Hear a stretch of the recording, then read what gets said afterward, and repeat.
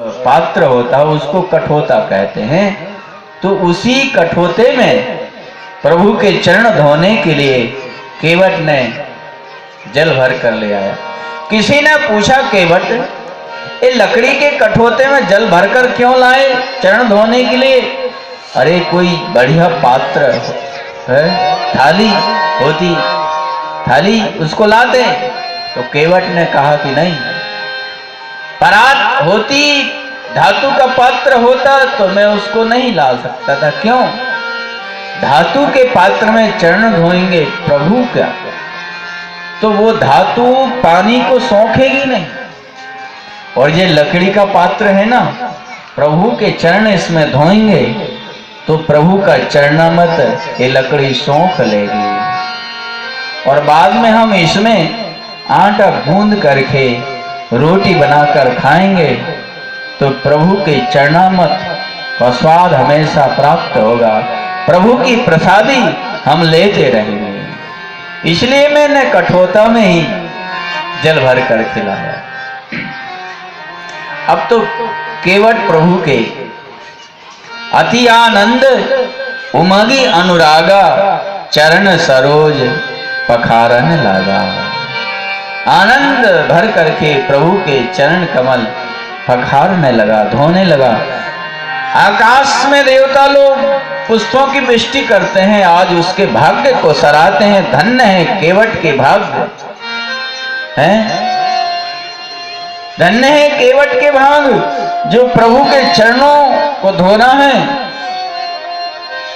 ऋषि मुनि देवता लोग तरसते हैं जिनके चरणों की प्राप्ति के लिए दयानिधि रीझ जाते हैं। न रोए वनगमन में श्री पिता की वेदनाओं पर, उठाकर गीध को गोद में आंसू बहाते हैं। न जाने कौन से गुण पर दयानिधि रीझ। निमंत्रण दुर्योधन का नहीं स्वीकार करते हैं, निमंत्रण दुर्योधन का विदुर के घर जाकर भोग छिलकों का लगाते हैं। न जाने कौन से गुण पर दयानिधि रीझ जाते हैं।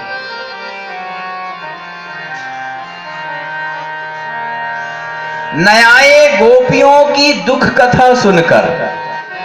आपको पता है मथुरा कितनी दूर है वृंदावन से?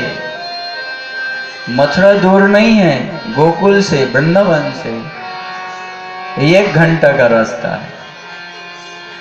फिर भी इतने करीब होते हुए भी भगवान, गोपियां रोती रही, भगवान नहीं पहुंचे, नहीं गए,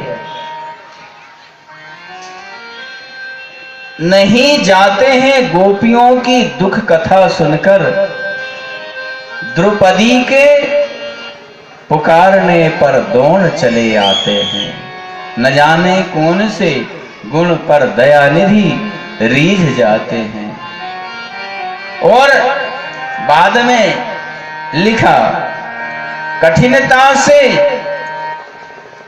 प्राप्त हुए बिंदु विधु हरिहर को, प्रभु के चरण देखिए, विधि हरिहर को बहुत कठिनता से प्राप्त हुए।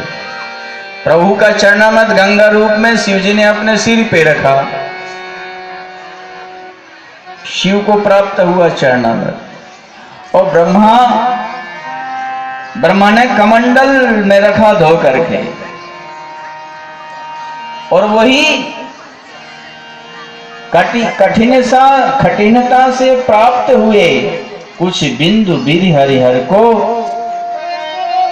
वही चरणोदक केवट के घर जाकर लुटाते हैं। वही चरणोदक केवट के घर जाकर लुटाते ही रीझ जाते हैं। उनकी रीझ निराली है, पता नहीं किसके ऊपर वह प्रसन्न हो जाए।